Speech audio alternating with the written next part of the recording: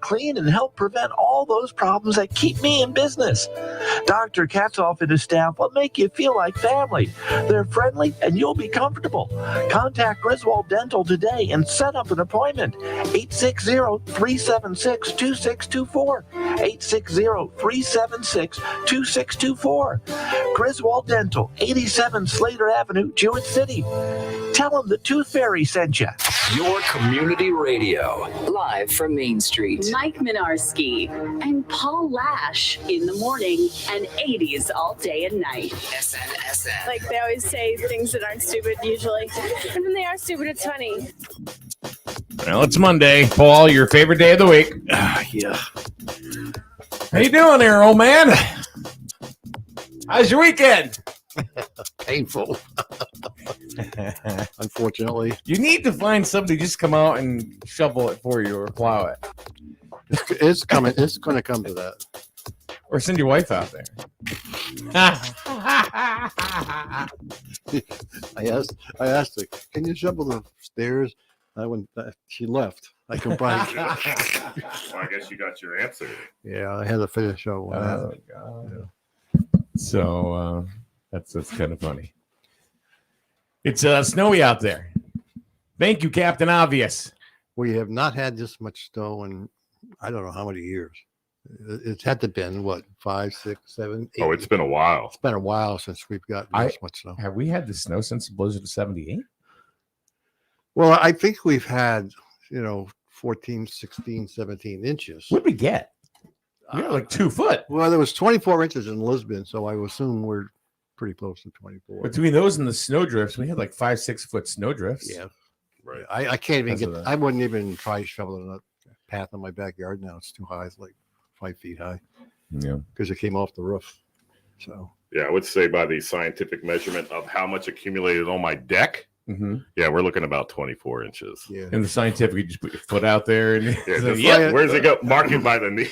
Well, there's a certain way you're supposed to measure. You diagonally, you do a diagonal measurements. And, I don't even know. yeah, they would I don't even explain know. how to do it, but just looking out there, and they told me Lisbon had 24, and Plainfield had 19 or 20. So I think we got 24.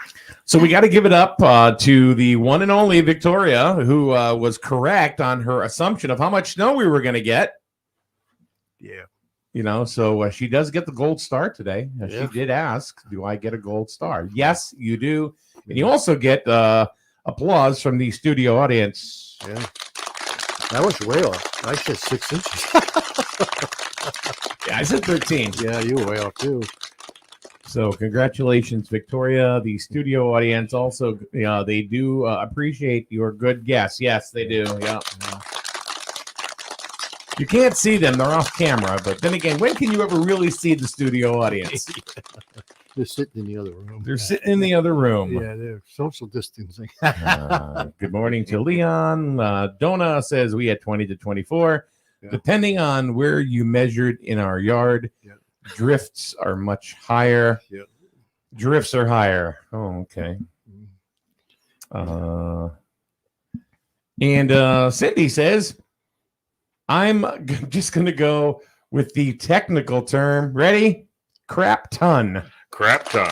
A crap ton of snow. I like it. Yep. Well, How much did you get? A crap ton. crap ton? Well, the good thing about it was light stuff.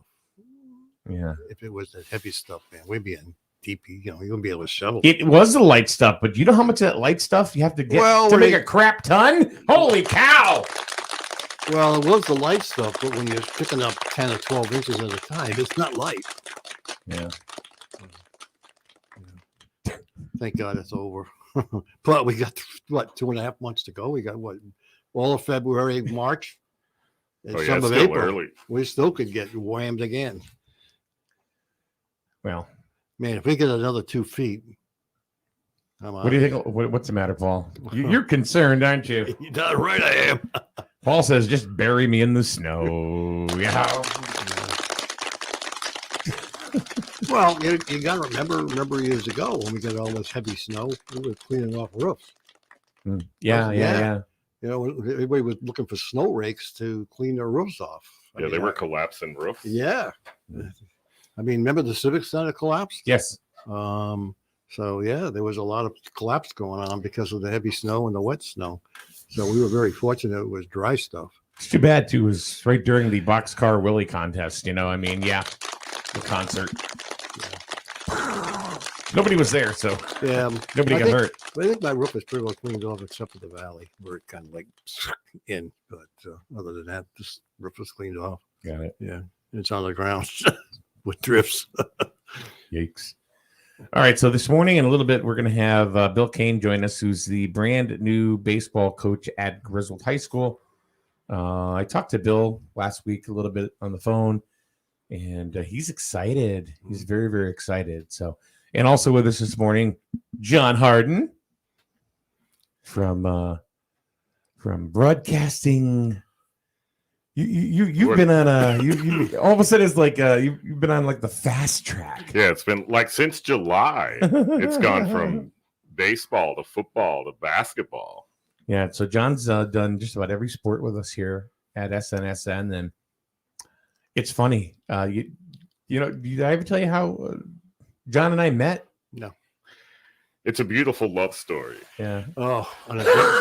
So You know what?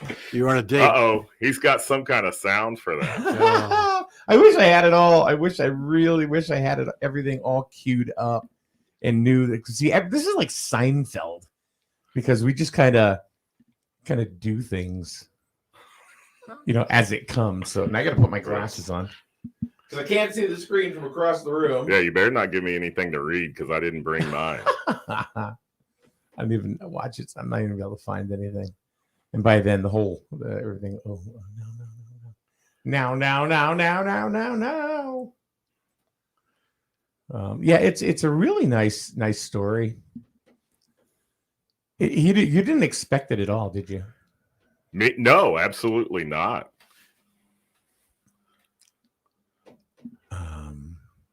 It was he was announcing games at the Little League field. Oh. In the booth, Mhm. and I met him because we were swapping lineups because it was me and Al Gear, Mr. Jewett City, and so, which was cool. Yeah, so making sure that SNSN had the roster. So I would go down and talk to the managers, you know, for the public address part, but then it was like I would either bring the roster over if we had time, which was few and far between, or I'd take a picture of it with my phone and text it over to him.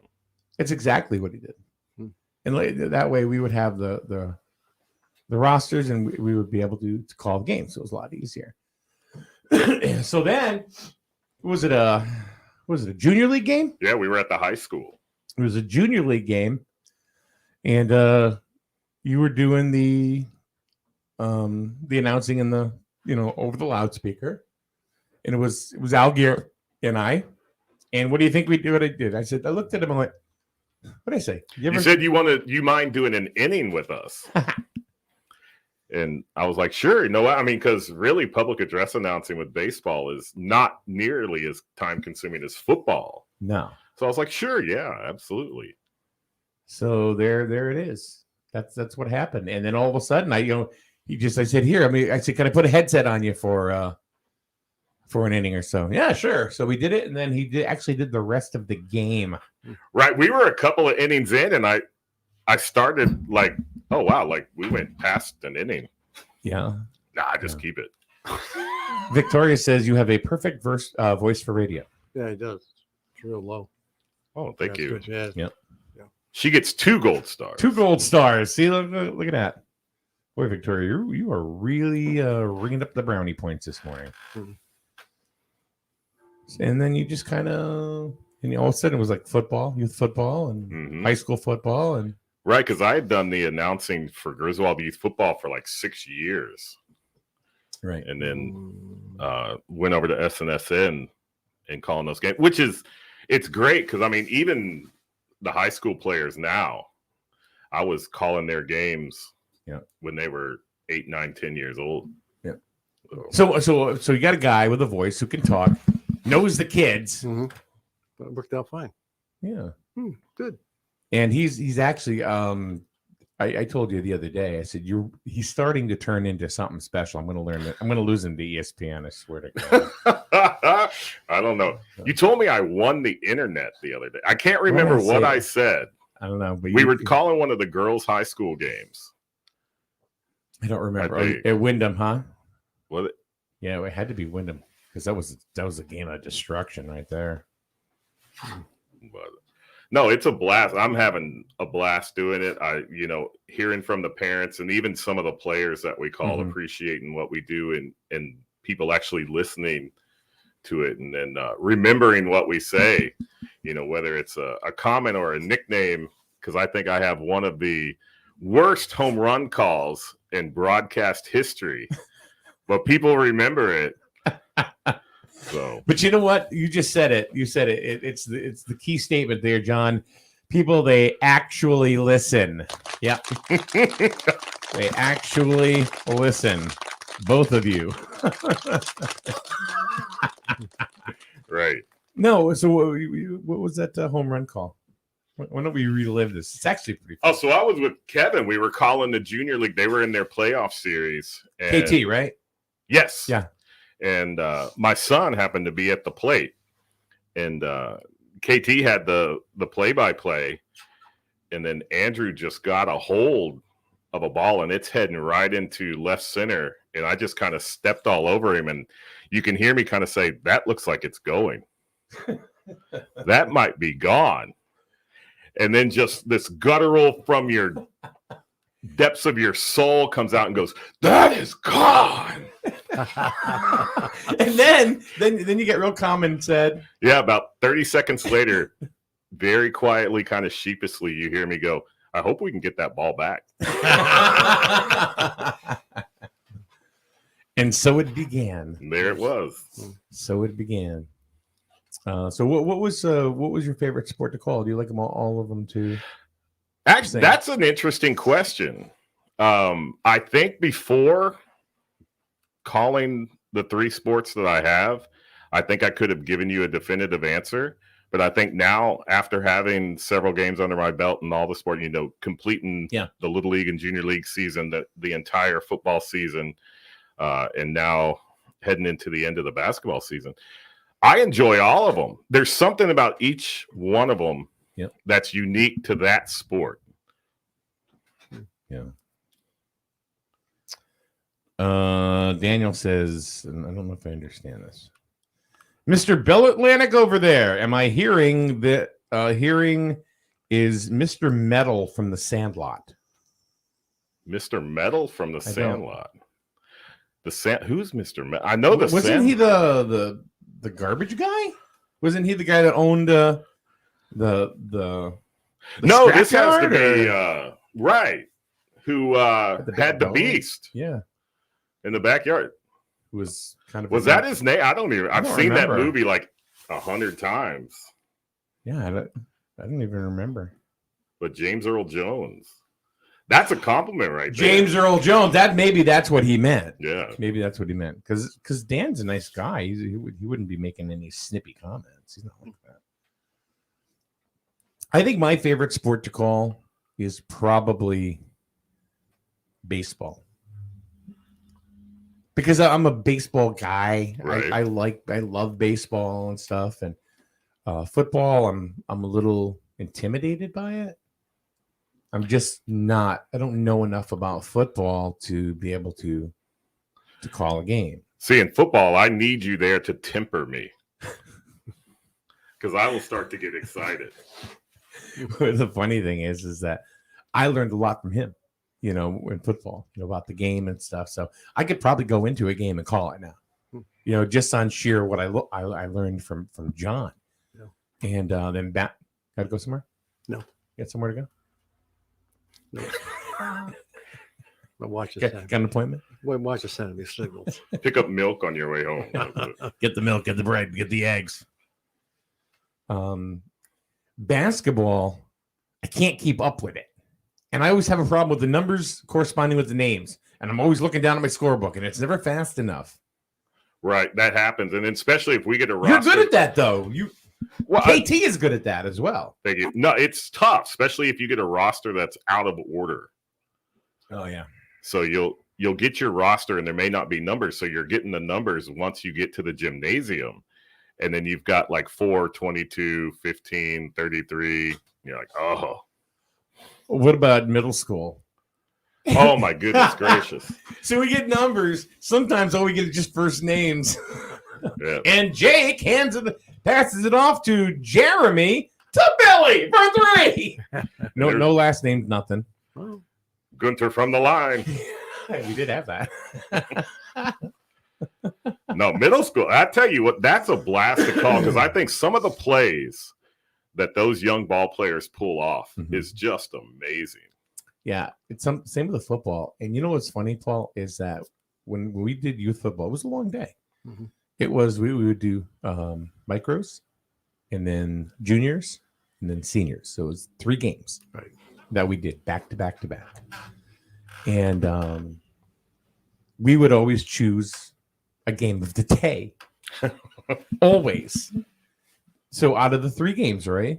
Micros, juniors, seniors. Which one do you think won more game of the day? Unanimous. Pretty much unanimous, yeah. Really? Which one? What would you guess? I had no clue. So you figure micros are how old? 7, 6, 7? Yeah, you got like 7, 8, 9. I'll say the young kids. The micros? Yeah. You're right. Yeah. You're right. That was the most exciting group all year to watch. Even though, don't get me wrong, the other ones are fun. Yeah. And they were pretty exciting. Yeah. But watching them little guys, you know. Right. The bobbleheads. The bobbleheads. I'll still never forget. He called this a bunch of times. All the way for a touchdown, Steven DeRose. Right. That's touchdown, Steven DeRose. The ball player. I tell you, these Griswold teams, whether you go Jewett City Little League, youth football, or even the middle school basketball, there are some talented ball players in this town. Yeah. And then they go elsewhere. They go to different schools. No, then they go right across the street. Come on. Right across the parking lot. That's where they're going. They should. There are a lot of talented kids. Like look at the basketball program at Griswold High School right now. So 3 years ago, everybody was like, "Oh man, what a freshman class we've got coming up." You know, we got Evan Merchant, we got the 3 Strains, and oh my God, we got Souvenance. So we got a whole bunch of kids coming up. Well, here we are 3 years later, and they're starting to come into their own. But what we're also seeing is that, a little bit of a trickle-down effect, and more kids are the program is bigger than it's ever been, well, at least in the last 20 years, with a JV and a freshman team, which we never had. Yeah. So, yeah, I think Griswold has a great opportunity to be a quote unquote basketball school because we called a middle school girls game. And there's some talented 8th graders that are going to be coming up to the high school. Yeah, and on the boys squad, there's some good kids. Some like there's a kid that's going to be a senior next year, Jeff Souvenance for Griswold. Well, his brother Noah. And we call the games, and John says it all the time. Says this is the future. This is what you're going to be seeing in the next few years. In the high school ranks, and it's true. Yeah. So why so you start to get to know the kids, right? And it's almost like a story. Oh yeah, that makes sense. Yeah. So then you see like the kids in let's skip back to football. There's some solid kids that played seniors, and they won the Super Bowl. When it came to youth football this year, well, juniors and seniors did. But there's some kids that are coming up that are really, if they come to Griswold, they're going to make an impact. Almost immediately. Right. And here's a rumor too. I forget the kid's name, the Wheeler kid. He left. And he did. But yeah, I heard he's coming back. He's coming back, I hear. This kid is a game changer. Oh. So he breaks to the outside, he's gone. Oh, if you wouldn't have asked me, I probably could have told you. I the name. know. But you know what's funny? He's a baseball kid. He is. He's a shortstop, and he's good. You know, so we'll have to see. God, that must be Bill Keane. Keane, yeah. How you doing? How you doing? Good. Kane is in Come the on in. house. Nice to meet you. Nice Nice to meet you. Nice to meet you. Nice to meet you. Nice to meet What's happening? I tried to share this on Facebook and it said Keane. I'm like, who's that guy? Oh, is it? Did I spell it wrong? Yeah, it's okay. Well, how do you spell it? Say what you- Kane. Oh, Yeah, really? it's okay. Oh, Not a big deal. Not a big deal. here we go. Here, move this up a little bit. There we go. So I was listening a little bit, talking about some basketball. Kessler. Yeah, see? Kyle It was gonna Kessler. pop up. Yeah. And, exactly right. and guess who said it? Our cameraman, the Ginger Ninja, The commish? the commish. Your son Andrew. So yeah, that'll be good. So, all right, Bill, how are you? Nice to meet you. Nice to meet you. So welcome to Griswold. Look at the G hat on already. Yeah. Look at yeah. you go. I had to steal one from Steve. Right away. But You I didn't charge you for it? no. Uh, But I immediately made and designed my new ones. So I'm like, I'm gun. Oh, really? As soon as I got the job, it was 2 days later. Actually, I think I was designing hats before I got it. so you turn around and you're going to make new hats and everything? Oh, I or- changed the logo. I changed everything. Good for you. Yeah. We need to bring a whole new culture to Griswold High School. Well, if you got it, let me know. I'll make shirts. We'll get shirts and sell them. Of course, I'll make a profit. I didn't know you did that because I just dropped off like 60 pieces. I bought a bunch of Really? shirts for the kids and Nice. yeah, some practice shirts and hoodies and all types of things for myself and yeah. So design cage jackets. I'm all in. Wow. Yeah, I'm all in. Holy cow. Spent my own money. Holy- Don't tell my Jesus. fiance. Don't tell- We're getting this money Holy back. cow. Like, no, we're not. So Bill, give us a little background on you. You're the new Griswold head coach for baseball, which I'm not going to knock anybody else or anything, but I will say that just hearing what I have heard from you and talking to you just a little bit, already there's a brand new excitement and buzz around Griswold High School baseball. So give us a little bit of your background, as a coach and in sports. Yeah. So I have 4 kids. My oldest is just turned 28 on Christmas, to be honest with you. 28. Yeah. So I had kids. Well, you're I had like kids 30. I mean, No. I wish. Wait a- So I think the biggest thing for me was as my kids were growing up, but obviously I'm passionate. I love sports, played Legion, did all that stuff. But obviously I never was that gifted. My oldest son ended up going on to play Division II, had a 70% scholarship. Was getting recruited by Division I schools, big ones, Boston College, Virginia Tech. And grades were an issue. So why we went D2. It wasn't a qualifier. But I started basically, listen, like everybody else does. Little League, did the All-Stars. But I think the biggest thing for me after All-Stars was I want more. Mhm. Like, what's the next level? And then jumping from, what is it, 45? How many feet? 46? 40, 60, Yeah, 46. What are the bases on Little League? I don't even remember. 60. Okay, are they? So we went to, I was like, that's crazy to jump from that to 60, 90. 69. I talked about this. Yeah, we had that in junior league fall ball because we had our little leaguers that have aged out now. So now they're Yeah. moving to junior league. And I tell you, that jump from the little league field to the Right. big field is huge. Yeah. So back then, I Oh, knew. wait, by the way, Bill, this is John Harden. I don't know if you've met. No, You got a his couple voice minutes. sounds very familiar. All right. See? All right, there you go. Maybe you threw me out of a baseball game at one point in time. Did you umpire or something? Did you? I have umpired. Okay, you look something familiar. Yeah. I call bowling. I'm the bowling guy. Okay. You're what? I call bowling. You're bowling. That's right. Yes. Yeah, I call And it golf. Yeah, and golf. Why golf? What was that? Bowling for dollars? Bowling for dough? What was that? Candle pins for cash. But I think making that jump. Curling. He does curling. I think making that jump was huge. So I was searching the internet. So we found different tournaments that actually had 50-70 for basically 12-year-olds. And I was Triple Crown Sports at the time. And so we would travel up to Cape Cod. And then once I got a taste of that tournament up there, tournament style baseball, because listen, you play in the a Little League tournament. You're like, oh, man, this is great. Everybody thinks they're going to go to the World Series and have that little dream.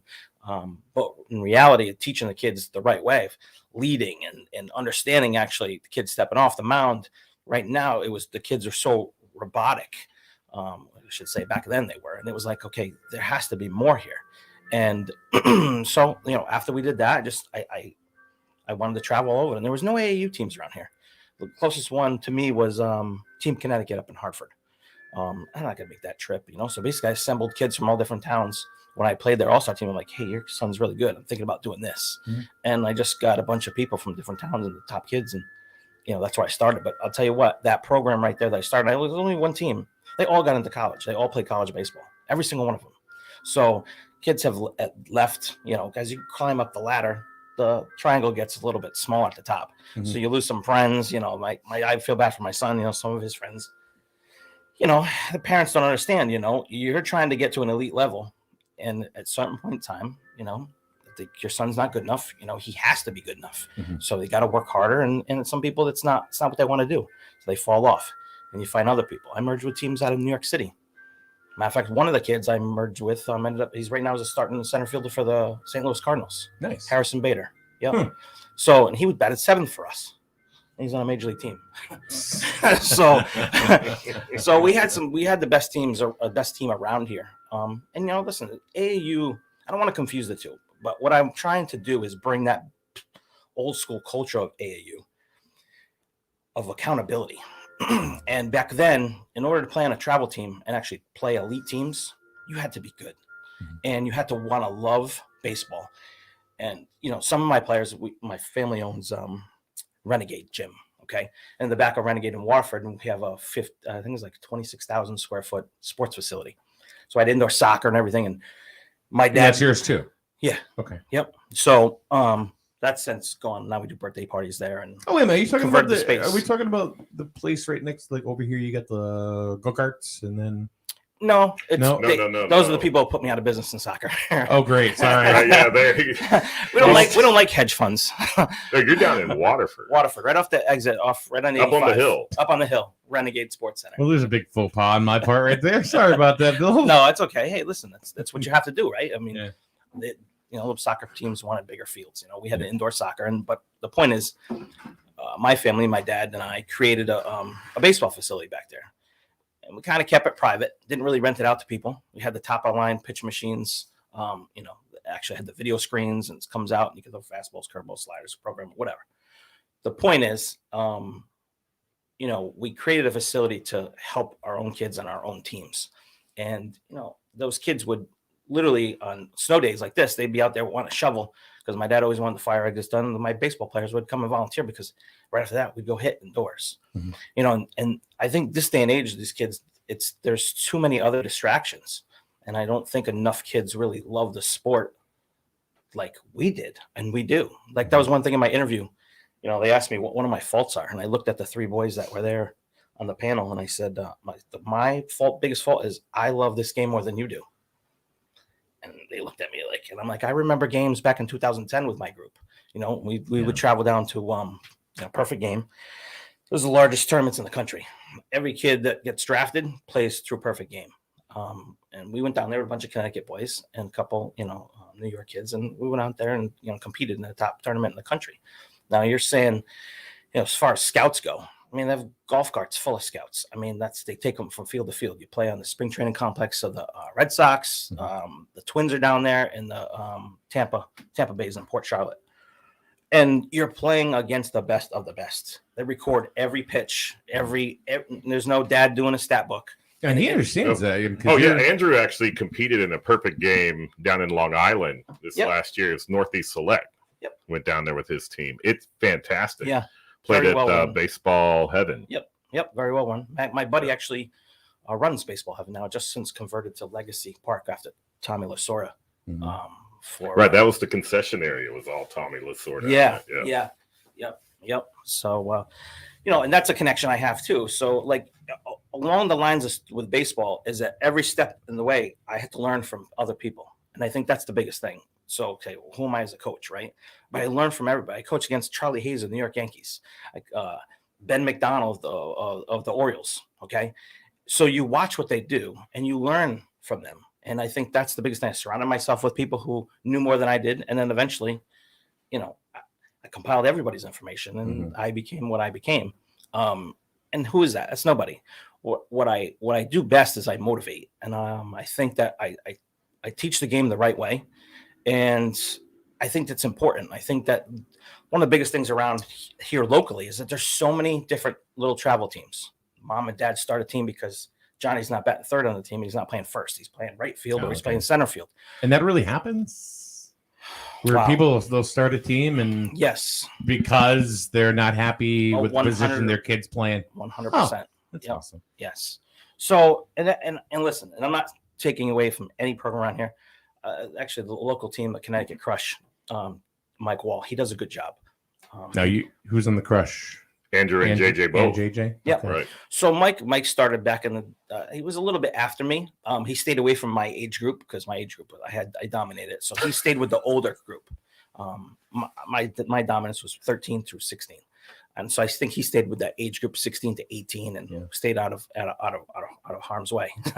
And but he does a good job. And I think that's the thing is, he tells it like it is too, as I am. So a lot of people don't like that. They don't like you to tell them the truth.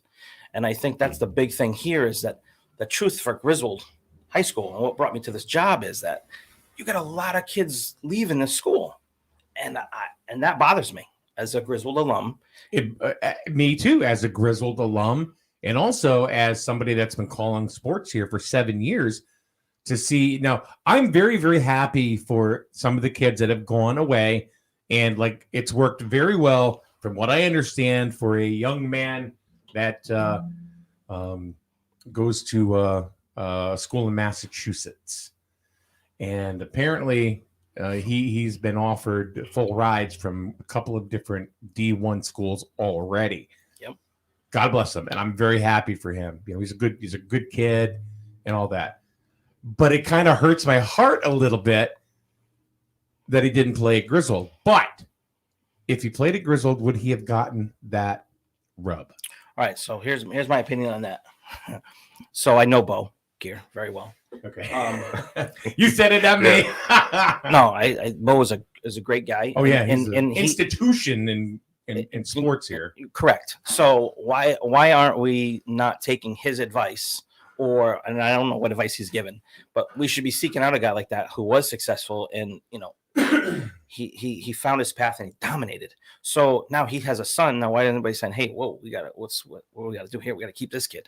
But if the program, and I'm not knocking anybody's program, but if my kids leave schools is because they don't know any better, I should say. So that was my big thing is I just met with the Griswold JV and what's the middle school team. Both the 7th and 8th graders.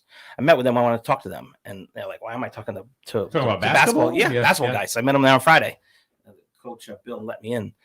Bill Hanley. Yeah. And I wanted, and then my introduction to them was more say, hey, listen, I gave them the names and 50 something kids that I got into college. But me personally, the point is the system got them into where they are. So they can get into the system right here in Griswold. I mean, that's the future of the school. So there has to be you just said a process. The future of the school. Yeah. And I think with me is I know that process. If I want to dial 5 or 6 college coaches on my phone right now, they will all pick up. And if I don't know the college coach that you want to go to, I'll call my buddy Dan Kennedy, who I said, who just runs the sport, Legacy Sports out there. They know everyone. They got my kid the scholarship. Nobody wants to deal with a parent. No college coach. Even if you're coaching the team, they don't want to deal with me. But you need to know the right people. So I think I bring that. I think I 100% bring something that this school is lacking as far as baseball. I don't know the other sports, but I'm going to bring a reputation where if you want to play at a school, I'll help you get there. And if you want to play at the school and I don't think you can play at the school, I'm going to tell you, and I'm going to give you college guidance. And I think that's a big thing as parents. Why they pay the money at AU is because they're hoping for that scholarship. They're hoping for the Hail Mary that hey, well, Johnny, we'll drive him for all these different games and spend $4,500 a season for that opportunity. But I think if I can take all my experiences from AAU old school and bring them to here and all my knowledge and give those kids that information and the parents, that information, I think that's a huge bonus because then they won't seek it someplace else, you know? So basically what you're saying is that kids can go to school to a smaller school like a Griswold or a Turtle Out even or wherever, and they can still forge that path to where they want to get. 100%. See, now I think a lot of parents don't understand that, and they go ahead and, you know, they say, no, you have to go to this school or this school if you're going to get noticed or whatever. And I don't believe that to be true. No, I think a lot of people look for that shining city on the hill and think if I get my kid into that school, everything else falls into place. And that's absolutely not how it happened. I think Coach Kane's already talked about that. And he's actually touched on a couple of topics I wanted to make sure we talked about this morning. One of them is culture, but more recently, the process. You know, because we've talked about in Jewett City Little League, the lack of a bridge between the Little League to the high school. There's a gap right there. Right. And that was one of the first things I spoke about in my interview. Those are the young kids. Those we got to be attracting. We have to be running some type of camp.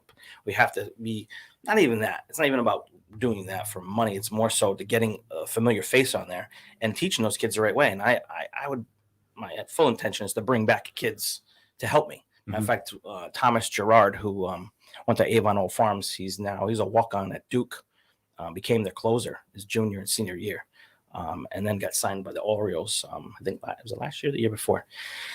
You know, prototypical like Mark Stroman type, not big guy, maybe 6 feet, got to throw everything he can, the kitchen sink to get you out, right? Unbelievable wipeout slider.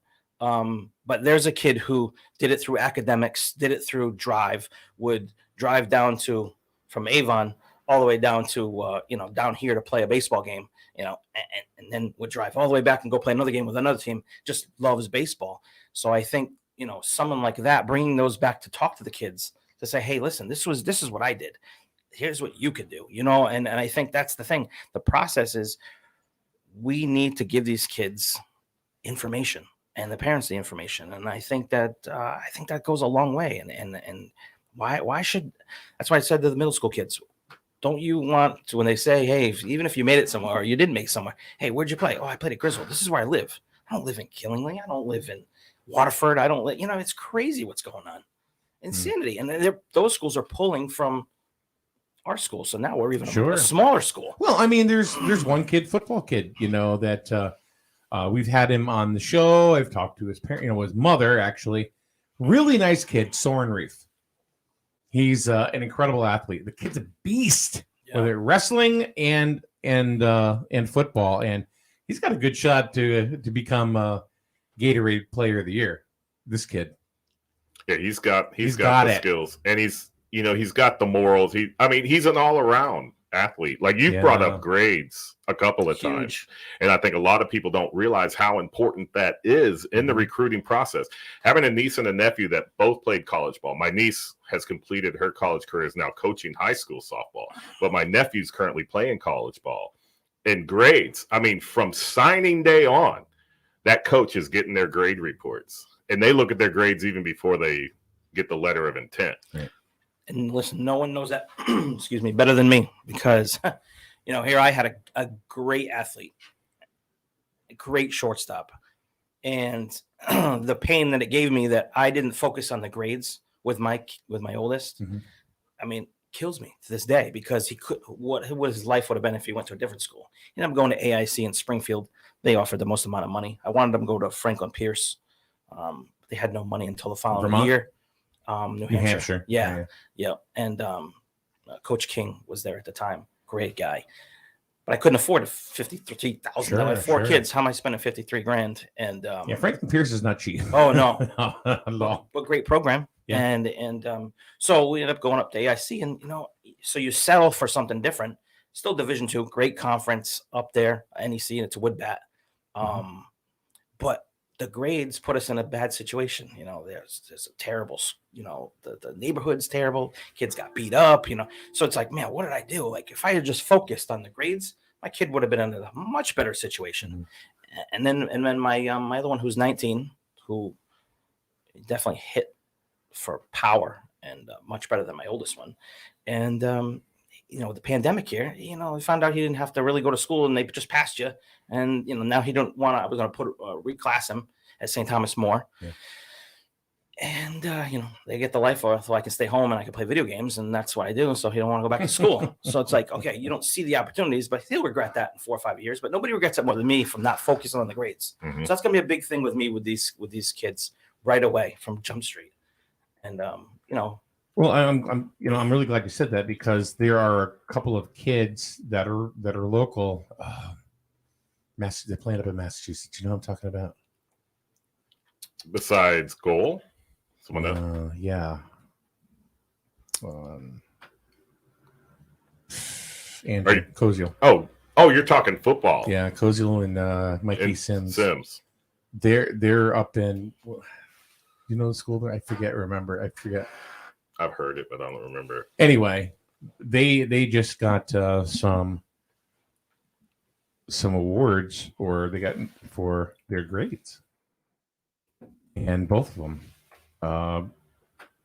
Like I know Andrew is he's a great athlete, and he's also one hell of a student as well.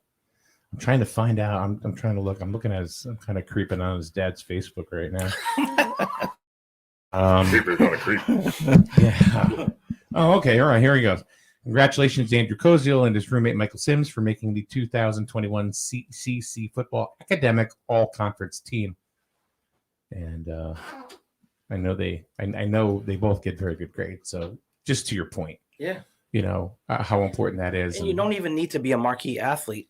If your grades are good, that's going to help you. Listen, there's a million players at Division I level that are really, really good, obviously, but they had the discipline to have the grades. And that middle of the road kid, when the college coach, when they come and talk to you and you sit down with them, that's the first thing they ask for is about the grades, about kids.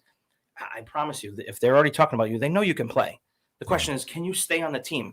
If they invest in you, are you going to be able to return on that investment? Mm-hmm. And I think that's the biggest thing that, that people don't understand. I know I didn't, and I went through it. Now all the other kids were going to college, and here's my son, the last minute, graduated from. Oh, just so happens Ted's listening. So Curry College. Curry. Yeah. All right. Oh, that's good. That's cool school. I had a couple of baseball players that went there.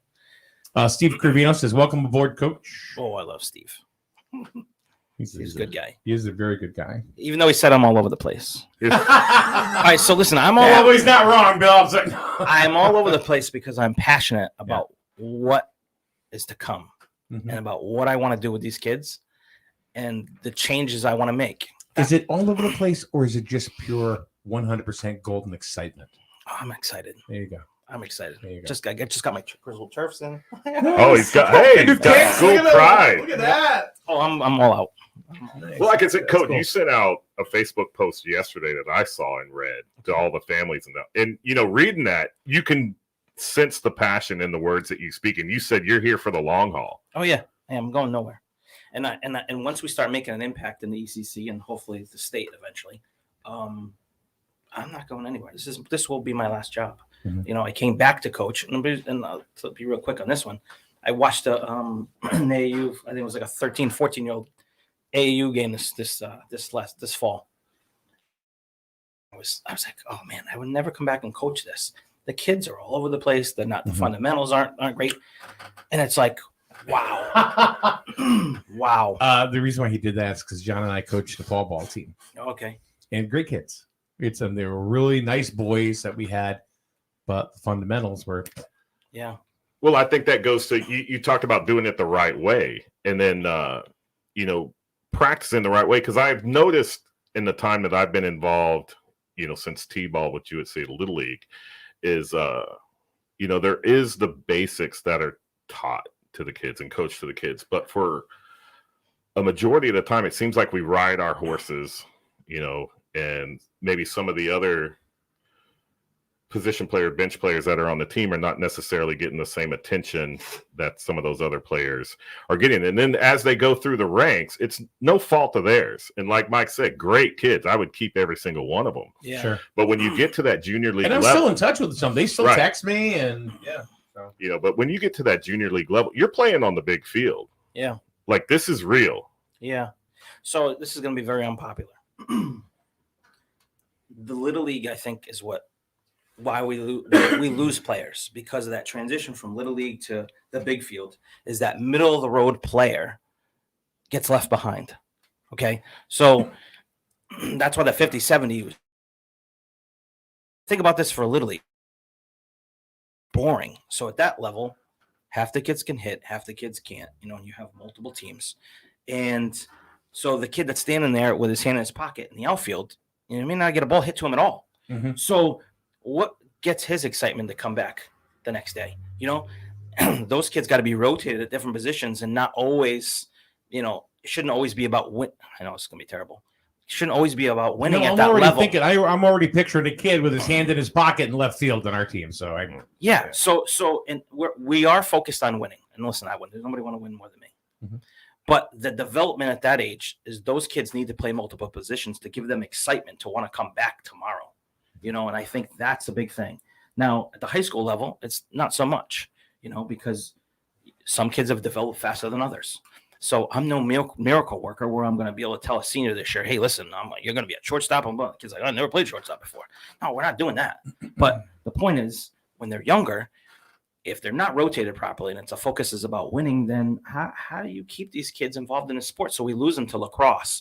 We lose them to other sports that are created for kids who are that middle of the road baseball player where they think it's boring.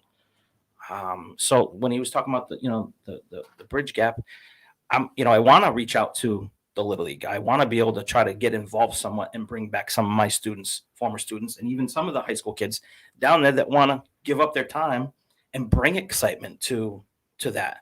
And Jewett City Little League went far this year. It's pretty good. Well, the last several years, you've had multiple teams. Our junior league team state championship this year.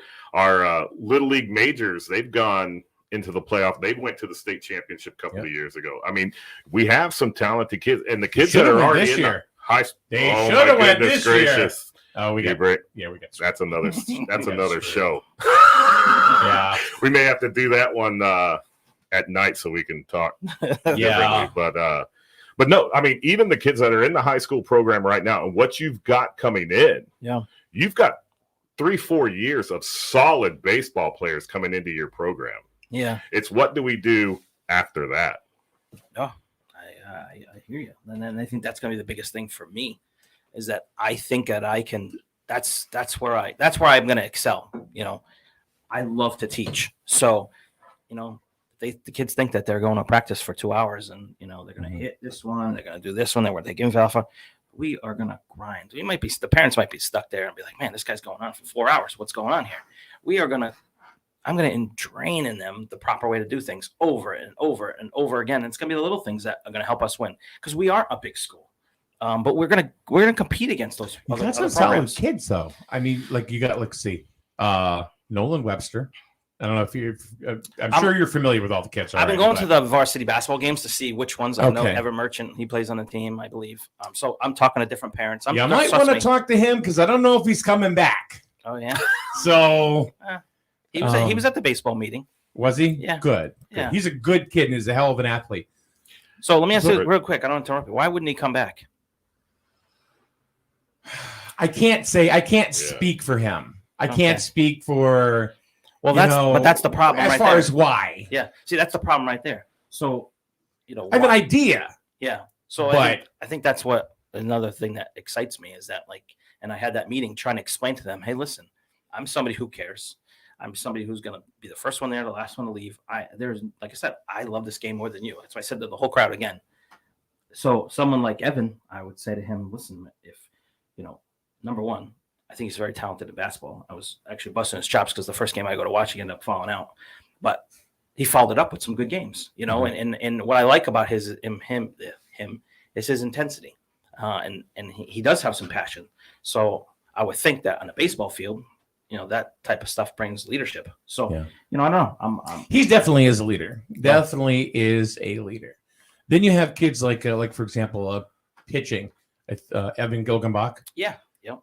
He's kind of like a Greg Maddux. He's not going to overpower you, but he will hit spots. He's laser. I mean, he's laser focused on them corners. Yeah. He really is. Sean Garvin. And talk about a leadership position. sophomore coming back to play fall ball junior league with all these little leaguers. We called them little leaguers at the time, between Mike and I, not to their face, but taking them under his wing and just leading those guys. Yeah. It was amazing to see. And he's throwing mid 80s.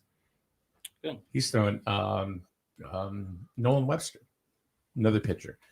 You got his son that's coming up who can pitch and can catch. Oh, good.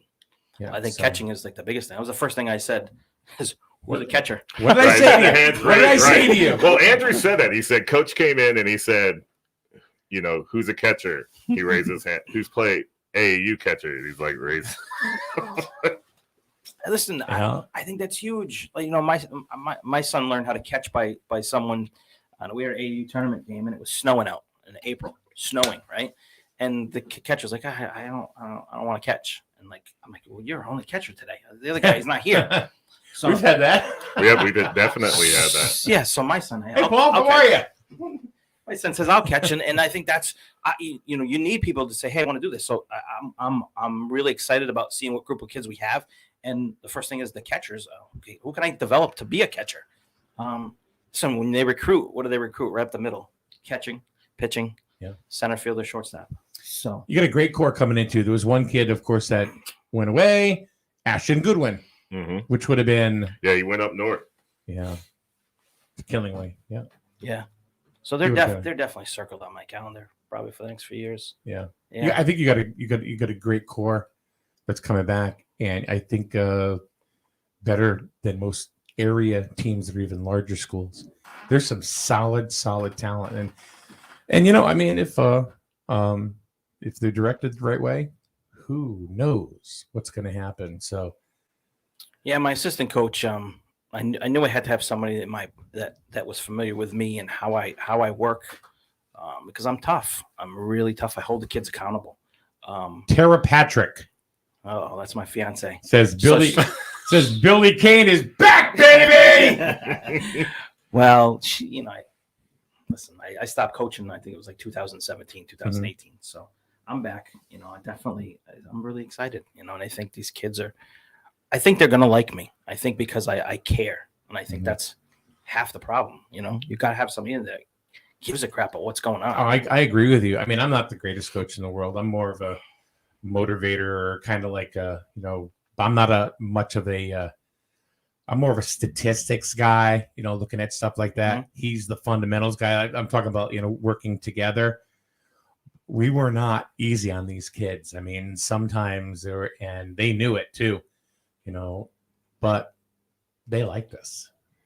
I think it was all I wanted to do was make an impact on these kids. To say, okay, you know what, these guys, they give a shit about us. Yes.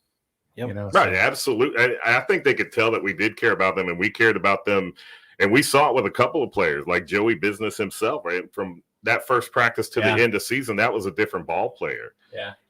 And I think that's why I nicknamed him Joey Business, because he was kind of like an Italian kind of looking kid. I love it. He was outside, he goes, if you sit down next to me, Joey, you want to do some business? You want to play left field today? Keep your hand out of your pocket. You know what I'm saying? Get out there, paisan. But great. I think that's what the ball players need to see. I don't want to call them kids. They're ball players when they're out there. Is that they can do more than I think they know they can. Correct. And if they know that you care about them and their development, and you can make them exceed what they thought they could do. I'm not saying be the best. I'm not saying be, all conference type of player, but better than they were. Correct. And they surprised themselves. Then you start to get some of that self-motivation. And I think that's why I enjoy coaching fall ball, because it is more fundamental. Because in spring, it's winning, it's tournaments, it's going, how far can we get? In the fall, I've noticed this in the times that I've coached fall ball ever since farm, the coach pitch, is you get the hardcore baseball kids that come into fall ball, or you have that kid that maybe kind of wants to put his toe in the water. He wasn't really ready to sign up for spring, but he likes baseball. He kind of wants to get that taste. So give him that experience, teach him the game, get him that love for the game that coaches talked about this morning. And then you'll see him in the spring.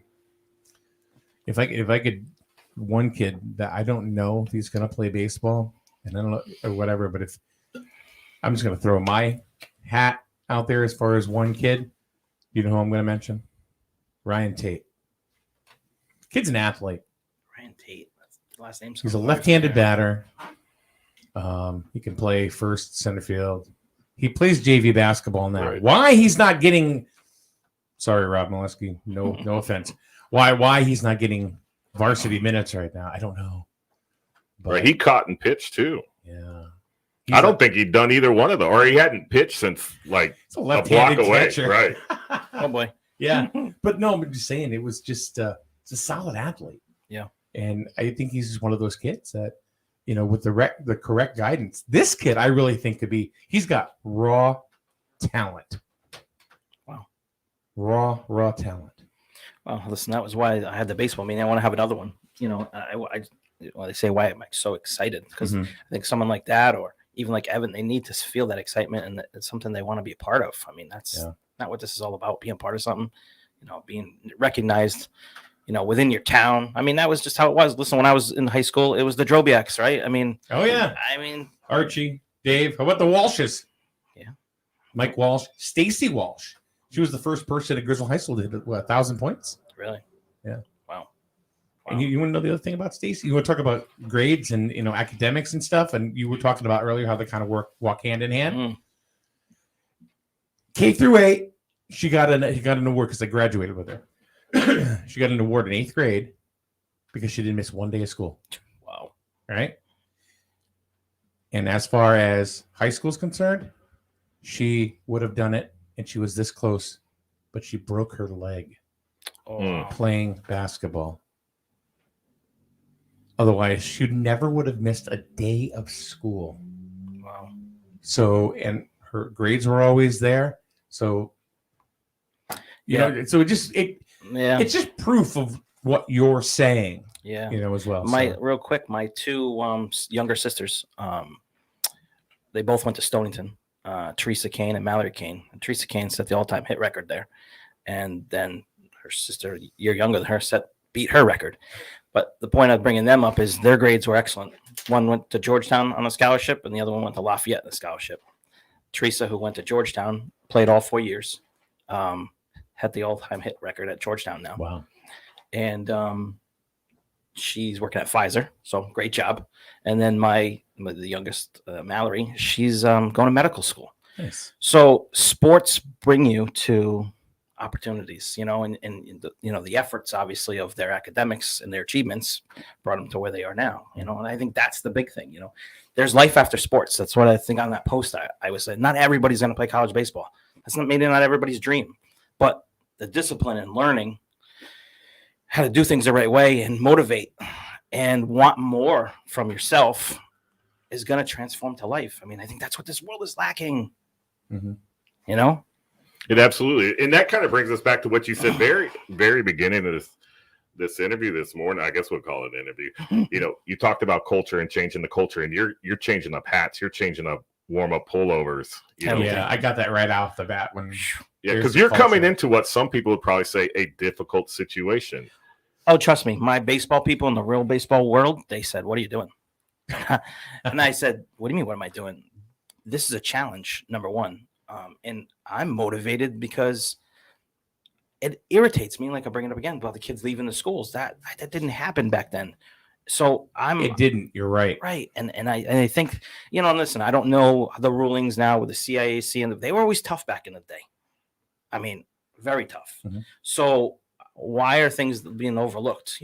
Coaches practicing when they shouldn't be practicing, having coaching more kids.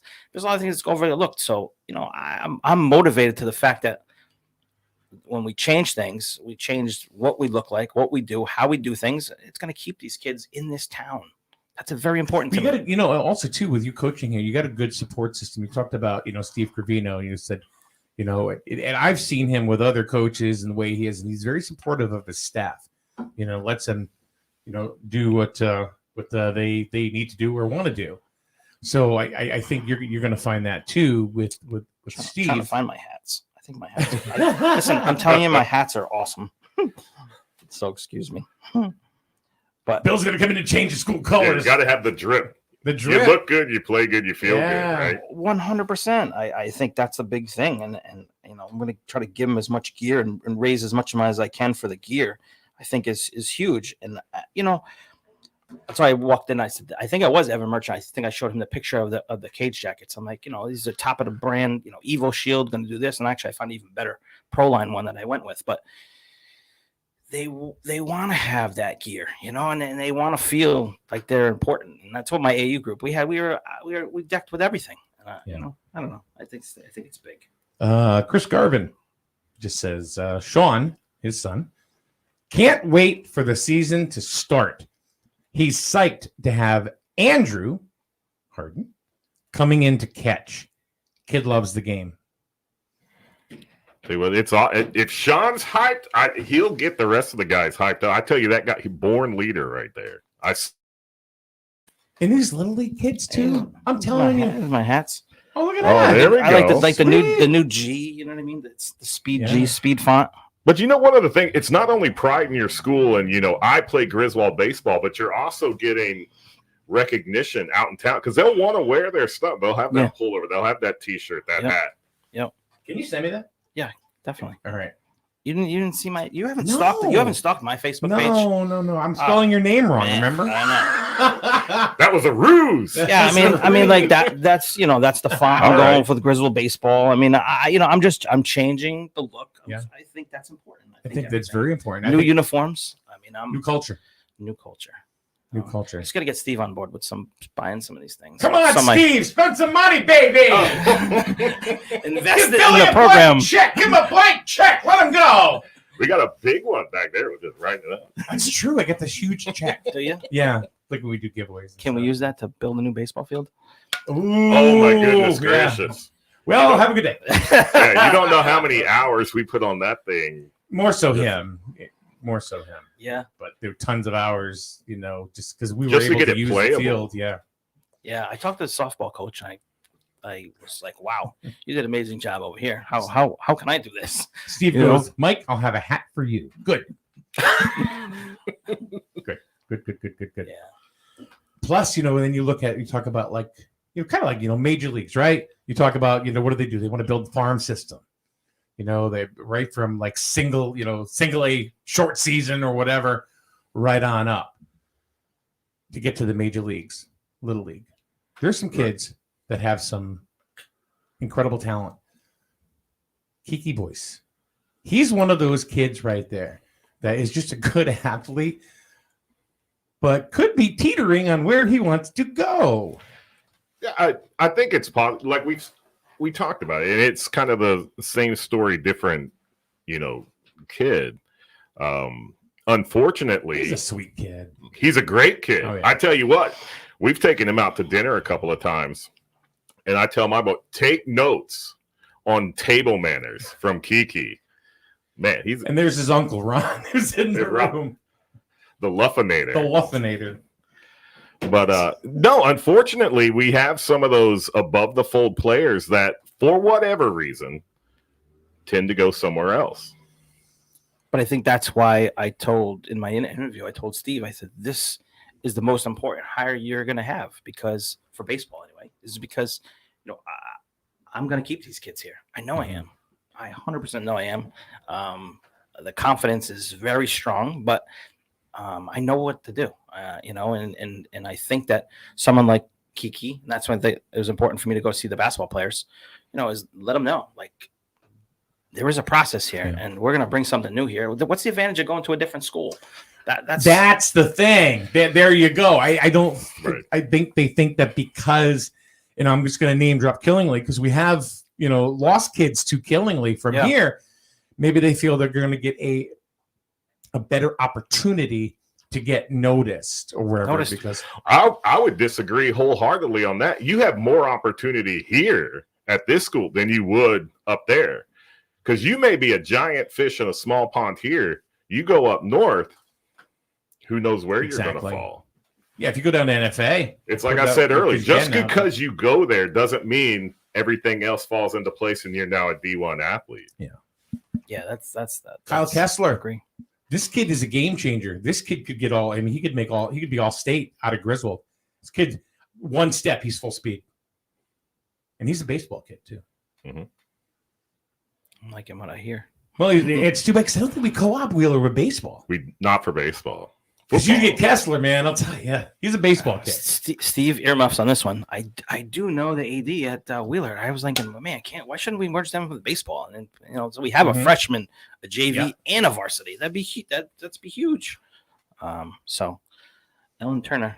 Ellen, yeah. Let's make a phone call. Well, her son. I got her number. I'm sure you do too. Yes, her son played in my program. Oh, really? Yep. She's a very nice lady. Yep. The family. Well, they're what Division I athletes themselves. Tell them tell them to get internet in the gym because it's like a third world country over there. When it comes to getting internet there. Michael Wall says, "Right man for the job. Good luck, coach."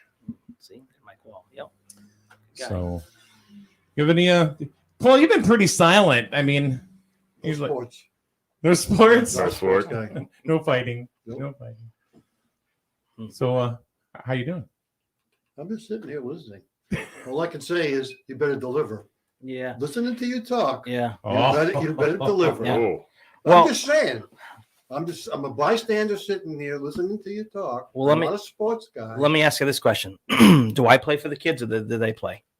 You play for the other kids play. The kids play, right? So it's my job to give them every tool in my bag from 2006 to 2017 that produced all types of college players from at every level. Mhm.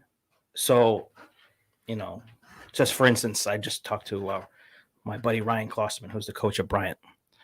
We're supposed to go to lunch here, and getting the information and feedback from him on what he's seeing right now with the kids coming up with the different ideas, because he coached at Central Florida for a little bit. Ideas of what they're doing down there, what they're doing at Bryant. I'm going to bring everything, all that information to Griswold. So, I think that's a lot. It's a wealth of information.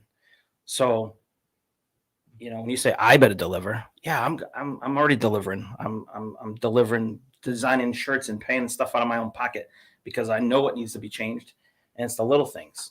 And the little things are going to make a difference with this school. And this we're gonna play some obviously bigger schools, but we're gonna play the right way. We're gonna play small ball. We're gonna do what fits us best, and we're gonna play the game the right way. So if we win a lot or we lose a lot, the kids are still gonna learn the game the right way, and they're gonna learn discipline, which at the end of the day, it's gonna help them with all the sports, and it's gonna help them with life. So I'm glad he said discipline. Yeah. We've talked about that before. So it's not about being delivered. I was delivering months ago before Steve even hired me. I would think I was all over Steve. Like, hey, when am I going to get this interview? I'm outside your office right now. If you want to do it? And by the way, he hired me that night. So did he? Yes. Did you bring pizza? I didn't bring pizza. You would have had the interview a hell of a lot quicker.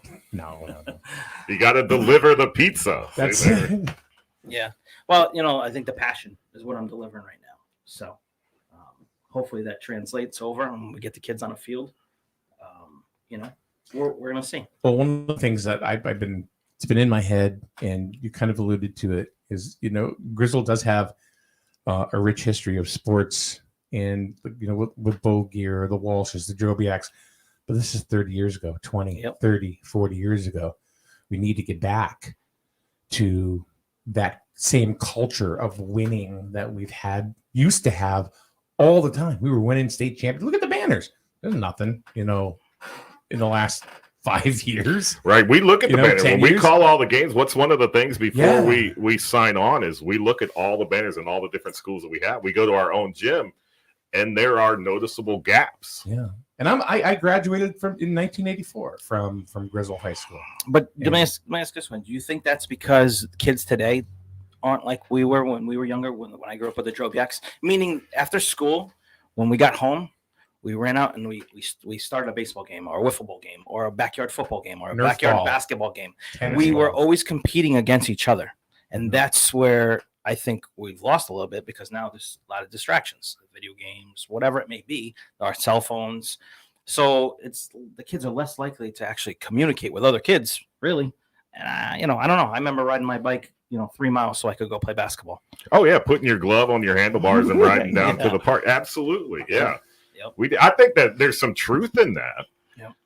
But once you have the people in the program, I think, because we've had some attrition ball players that have come into the program and then for whatever reason have left that program. Yeah.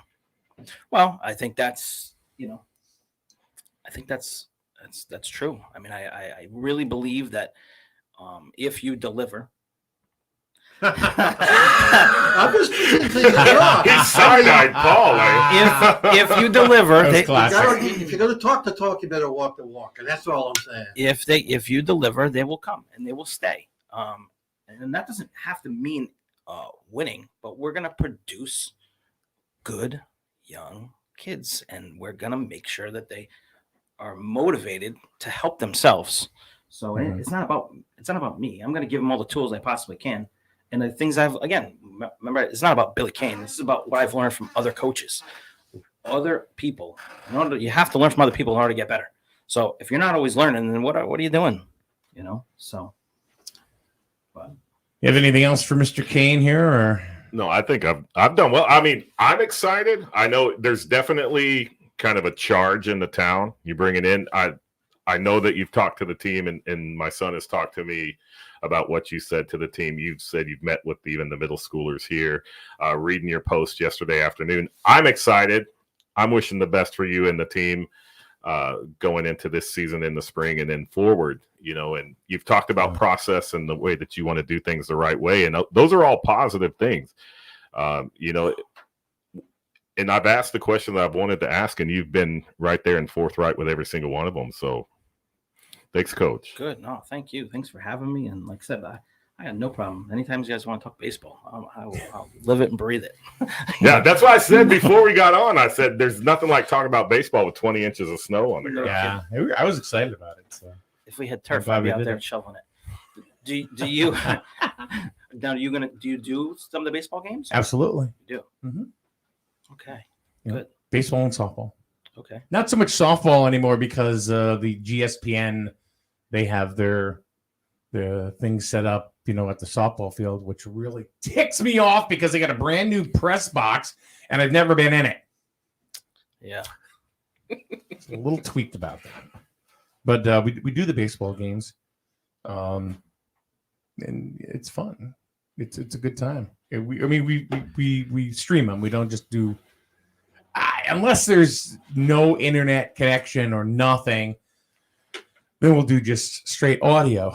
But it's cool because I've done games where I've left my car running and plugged into an inverter. Oh boy. Oh yeah. and it powered everything right off the inverter. You can do it anyway. Well, real quick on that. I mean, when was the last time the baseball field and the football field have been updated? I mean, you wonder why some kids actually maybe going someplace else because they have newer facilities. And I'm not taking a jab at the town or anything like that, but you want to keep some kids here. You got to update the facility. Oh, absolutely. You go to some of these schools. Well, let's just use Kinley because we've used them all morning long. Mm-hmm. Like you're walking in their facilities, you look in, they got the glass walls. You see the workout rooms there. We talk about college recruiting. What's one of the things they take the players in? Look at this. Here's our field house. Here's our weight room. Look at we got cafeteria. Right. 100%. And they just opened up their turf field for football. Beautiful. Yeah. And that press box. Right. No rotary phones. No rotary. Oh my God. You go to, I hate to say this, but Wyndham High School. Great culture there.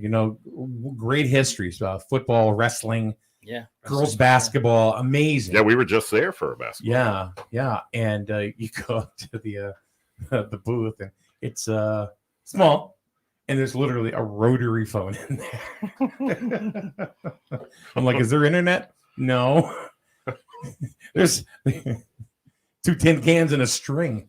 Right. That's about it. But actually, they did have internet in there, but it was just so tiny.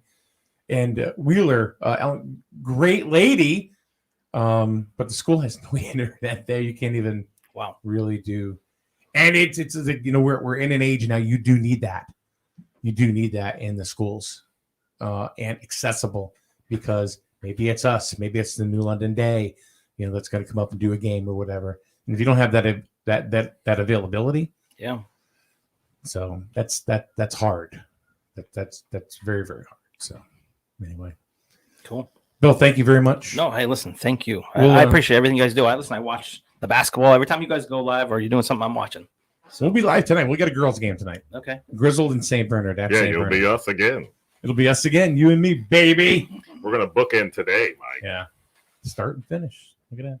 Bill, thank you very much for coming on down. Thank you. I really appreciate It's a pleasure it. meeting you. It's a pleasure meeting you. Thanks. So. Sorry, I stole your mic. He's mad at me over here. He's over there delivering. All right, guys, take care. And anytime you want to chat, let me know. And I'm an open book, so if you want to reach out to me at any point in time, I'd love to. Yeah, send me the. I will. I'll have to send over some gear once I get it. I just dropped off the print shop, so I'll get you some stuff. Yeah, we got nice little motivational quotes for my shirts and stuff like that for the back. Nice. I'm pumped. Listen, I'm pumped. So let's do it, man. Let's go Wolverines. Let's go Wolverines. Woo-hoo. Have a good one. All right. Bill Keane, the brand new head baseball coach at Griswold High School. I don't think we've had a buzz like this for a very long time. Right. No, there's definitely a buzz. And, like we talked about, and Coach was, upfront with it. He's coming into a situation that may be difficult. He does have a history in the town. There are people that know him. He's got to battle that as well. But I think he's coming in with the right mindset. And he has the resume. We just need to get those players on the field and make it happen. What do you think, Klein? I know you're not a baseball guy. You're not really a sports guy. But and you know what? You made a great comment. I think you said something that probably nobody else would say is, well, you better deliver. Yeah. So, I mean, you want to, what is your assessment? I mean, he does talk that he knows a lot of knowledge about it and, get the kids pumped.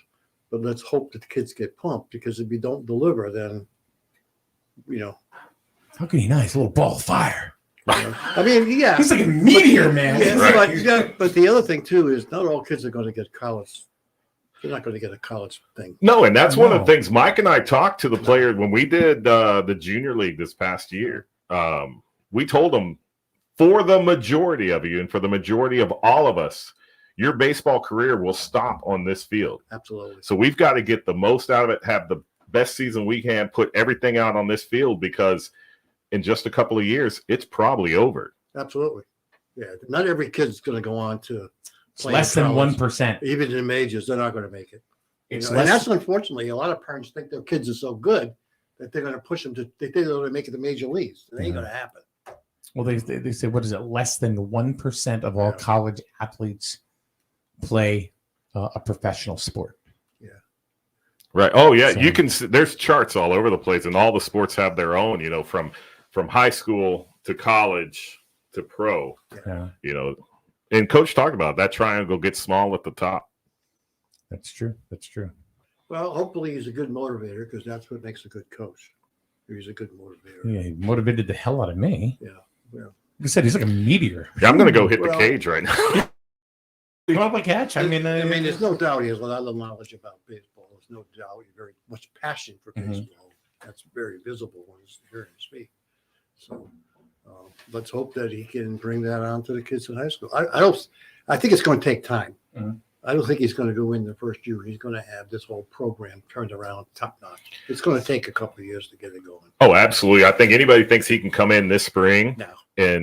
and produce whatever people's expectations are. No. That's unrealistic. Right. But if he stays true to his process, he talked a couple of times about his process. And I even said, the group that you have right now, and for the next 3 to 4 years, you've got some fantastic athletes in this town. Yeah. But I specifically asked, what happens after that? And I think a lot of kids don't want to play baseball anymore. I mean, they don't bother. They don't want to be bothered anymore. They got other things they want to do. And you talk going back to when you were in high school. There's so many things out there today for kids to do. Not just sports anymore. Not even just baseball. Look at all the other sports that the school has now. Soccer, lacrosse. fencing.